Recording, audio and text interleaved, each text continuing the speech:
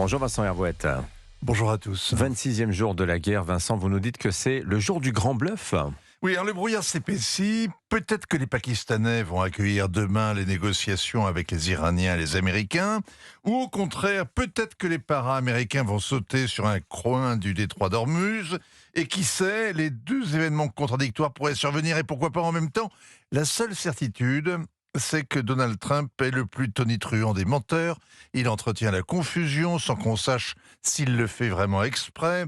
Il fixe un ultimatum, le repousse et les taux d'intérêt jouent au yo-yo et personne ne sait s'il a fait une percée diplomatique, une erreur stratégique ou juste un coup de bourse. Ces volte-face du président américain rendent fous ceux qui l'écoutent. Mais imaginez un instant leur effet sur les responsables iraniens, sur cette nomenclatura qui vit sous une intense pression et dans la paranoïa.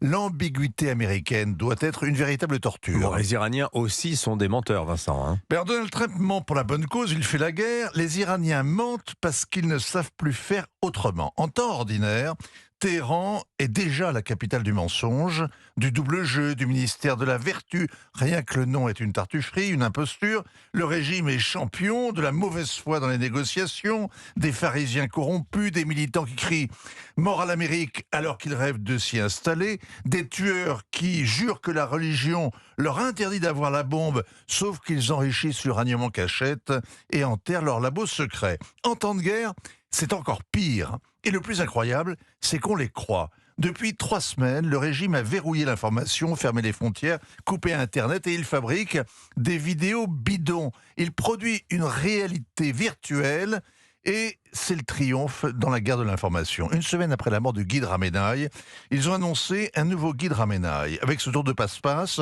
la République islamique a ressuscité, la tête avait repoussé. Depuis qu'il a été élu, le saint homme n'a pas dit un mot, pas fait un selfie, nul ne sait s'il est défiguré, cul-de-jac ou tout à fait mort. Ces déclarations ressemblent au message que délivre l'étape qui tourne.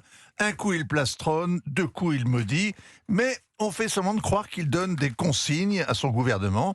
Hier, le ministre des Affaires étrangères a dit qu'il avait reçu consigne du guide et les agences ont repris ça comme si c'était crédible. Alors, le guide prétend aussi que l'Iran a gagné la guerre. Et le monde répète que l'Amérique s'enlise dans l'impasse, que Donald Trump panique, que l'Amérique est vaincue. Les Iraniens font comme si des dizaines de milliers de bâtiments n'avaient pas été aplatis par les bombardements, que le gouvernement est fonctionnel et les fonctionnaires à leur poste. Les gardiens de la Révolution prétendent rendre coup pour coup et l'illusion opère. Il suffit de quelques drones qui s'écrasent sur les Émirats voisins, d'un missile qui passe le dôme d'acier israélien ou d'un autre abattu à l'approche de Diego Garcia pour donner l'illusion d'un match nul, alors que la supériorité de la machine américano-israélienne est écrasante. Dans le détroit d'Ormuz, où ils ne laissent passer que les bateaux de leurs alliés, notamment la Chine, quelques drones ont suffi à paralyser les assureurs. Mais il faut réaliser qu'en bloquant les exportations, l'Iran se fait harakiri. C'est comme la grève de la faim. C'est la dernière arme des désespérés.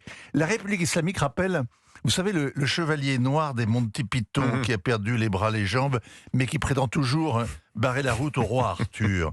La haine de Donald Trump est aveuglante.